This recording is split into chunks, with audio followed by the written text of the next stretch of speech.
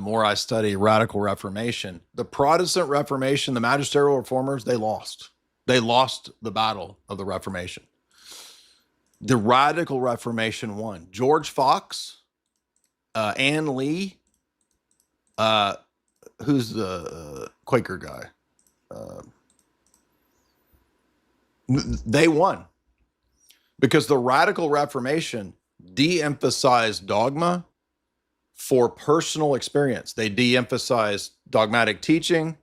They de-emphasized a visible structural church. They de-emphasized sacraments because everything was an inner direct experience, which is a perversion, by the way, of the Orthodox view.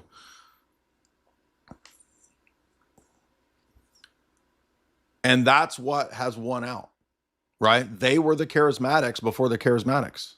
And yeah, you could trace it back to the histrionic Roman Catholic women saints and all that. But technically, you could say, okay, the Pope was the first Protestant, right? Because he's the first guy saying, I am sufficient unto myself. I don't need anyone else. By the way, I've been reading St. Nectarius' Critique of the Schism. And that's where he kind of begins the book critiquing the papacy and saying, look, this is just basically early Protestantism. When the papacy says, I will be above all my brethren, and I need nothing from them. I alone am the autocrat. That is the first pride step that the West took with the papacy in the 11th, 12th, and 13th century. Fast forward to the radical reformers, the Ann Lees, the Hutterites, the Mennonites, the early Anabaptists,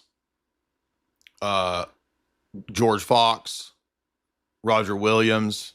Their whole thing is, I don't need anything else but my own inner testimony. It's not even the magisterial reformers teaching. It's not Luther saying, yeah, we need to have a high view of the ecumenical councils and church fathers, or even Calvin trying to have some place for it. No. All of that's thrown out because it's me and my Bible. And churches, as Gavin Ortland just said the other day, churches are like Pentecost everywhere. They just spring up. So when a church just springs up, that's Pentecost, he says.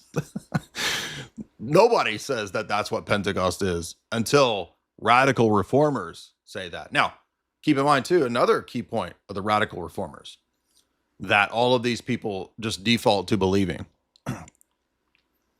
At least the magisterial reformers, who were incorrect on many of their doctrines, they still at least thought, I've got to have a way to craft continuity with the early church, right? I've got to have an attempt at an apologetic that shows that we're in continuity with Athanasius and John Chrysostom and all those people. However, the Anabaptists didn't care about that. They went full restorationist and said, hey, the church died, dude. We'll just go ahead and say the church died. And again, they're more consistent than the magisterial reformers because they recognize if the magisterial reformers, Luther, Calvin, etc., if they were correct, then why are they still attached to a church that's apostate, right? So they recognize this inconsistent middle ground that the reformers were trying to maintain. So they just went to the next step and said, just forget the entire first 1400 years. The apostasy happened immediately after the death of the apostles. That's the Anabaptist restorationist doctrine. That's what Paul Washer teaches and has for many years. When I confronted Paul Washer back in the early 2000s, when he had me thrown out of a church for arguing with him, when he invited people to argue with him, by the way, it was because I'd given him many books on the formation of the canon and the history of the church. And he had looked at some of that. And he was at a fork in the road, and he said, I either have to go in the direction of a Catholic Orthodox type church. I didn't really know about Orthodoxy at the time. I was Catholic, but I either have to go in that direction of an ancient historic church, or I have to go in the direction of Anabaptist, because why am I still liking Luther and Calvin when the church fathers clearly teach baptismal regeneration, real presence, relics, saints, intercession of the saints, episcopacy, et cetera, right? So he recognized, as the Anabaptists recognized, and Paul Washer was just straight up like, it's a blackout, Jay. It's a blackout. I'm convinced. that there is a blackout in the church after the absolute delusion, preless pride. And guess what? All of these goobers are in no better position. And you don't avoid this by having no position. This is what everybody's been telling me for the last week. Dude, bro, all these people are neutral. Ruslan was trying to be neutral. God logic's neutral on the Trinity and on ecclesiology. You can't be neutral on ecclesiology. What are you talking about? Neutral? And every time people call in who are, say, new converts, we had a guy call in yesterday. He's like, hey, God logic convinced me Islam is wrong. Good, great. And he's like, and now I'm an evangelical and I believe in lowest common denominator. Okay, well, now that did you no good. So he who doesn't gather with us scatters abroad. Father Deacon, you had some great comments yesterday about that. Can you remember any of those comments you want to chime in before we go to calls? Are you there? What was the question? Sorry. Yeah, you had some great comments yesterday. I'm just kind of repeating a couple of the basic points because we're on YouTube on a live stream, and not a lot of people heard the X space. Remember correctly that well, something I didn't say yesterday, but was just thinking about when you were talking. Think about how thoroughly modern ideology Protestantism is. It's formulaic. It's reductive. Oh, what's the bare minimum? What's the lowest common denominator? What's the least I can do? All of that's very kind of modern, don't you think? Methodology. Well, yeah, that's why the fundamentalist Baptist guy said, well, Jesus wouldn't have told all the people to go to the scriptures if everybody couldn't read in the ancient world. But what I was saying is, first of all, it just begs the question when they were like, all it matters is you're a believer in Jesus Christ, that we're a Christian, I'm a born again. It's like, that's exactly what's in question. Mm-hmm. And maybe we did ourselves a disservice of being somewhat charitable to even calling those outside of Orthodoxy, like Protestant sects, Christian.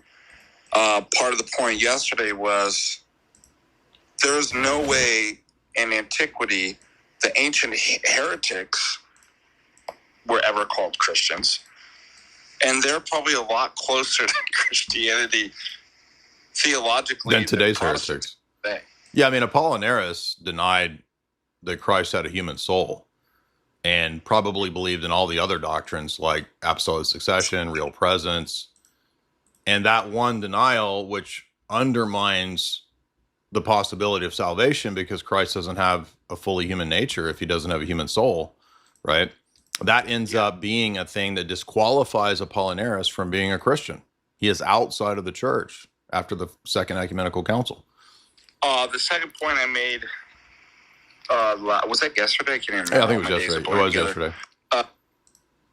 Was that, again, people, I know this might be complicated for people to understand, but who do you say that I am? Christ asks.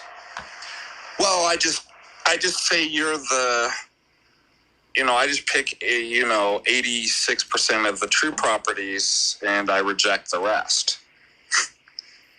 Yeah, you're a holy prophet. You teach truly. You have good ethics, but you're not the Son of God. How's that? Is that enough? Because I mean, that's some true things, right? So notice what you get with when you bring up, well, if all you have to say is Jesus is Lord, then the Mormons notice that the Protestants freak out, and then they start adding these things that are exactly in question. No, you have to believe he's the Son of God. What does that mean? Oh, he's uncreated. It's like, well, where do you get that? Like, yeah, what's the number? Like, yeah, what is the number? Why is that the essential? And again, it goes back to this. Because that's what the Bible teaches. Oh, there's this essential core and the rest of the stuff. Well, who told you that? Yeah. Who told you you can reduce it down to an essential core, and then that's enough that we're obviously worshiping the same God or same Jesus. Yeah, I mean, if there's, let's take 10 attributes of the Father or the Triad. Oh, I agree with 9, but not the 10th. Okay, then you now have lost the referent, because you can't, for example, I can't, I believe in all the divine attributes, but not omniscience. Okay, well then it's not the same God anymore. Like this is not that complicated. Too, you know what it reminds me of? You know, Protestants are really upset. Like, well, I know that I love Jesus, and well, maybe, I mean, the Holy Spirit which was in the gospel today, right? Like with the Samaritan woman, soon will worship in spirit and truth. I mean, the Holy Spirit is present everywhere, convicting you, but right. I mean, it's just, well, he's worked in my, like, we don't burning in the bosom. Jesus, right? Like, I mean, somebody has a psychedelic experience, or they went on ayahuasca. Yeah. Oh, look how much better I am. I'm not committing crimes anymore. So that's the way I feel. And I'm starting to think, the more that I see these apologists, I think we did ourselves a disservice to be somewhat charitable and even call them Christian. Like, we should have doubled down on exclusivity and just, like, it would have been better, but like, you don't have a true. Yeah, when people say that, I always just say something like, okay, well, maybe Jesus is calling you to a better understanding of him right now through this issue that we're discussing. Because I do know, thinking about my own journey, noetically, like in my news, like, I've always known Christ. But what St. Paul says is, but I suppress that. So I don't know if my worship was directed to, like, yes, I knew God in my heart, and he was calling me into Orthodoxy, and unfortunately I was stubborn and resisted that. But in terms of, it's a different conversation, like, what's going on in somebody's heart? Do they really know Jesus? Like, I can't judge that. But in terms of your public declarations about what your ministry is, or whatever your Protestant religion, that I can certainly say and be like, it doesn't refer to anything. It's not a Christian religion. Like, maybe you know God in your heart, and we all do. At what level, I don't know. But I think we should start deconstructing the public kind of language and the religion and what Protestant and evangelicals actually say publicly, and just be like, that's actually totally false. It's not Christian, and I would never give you any of that.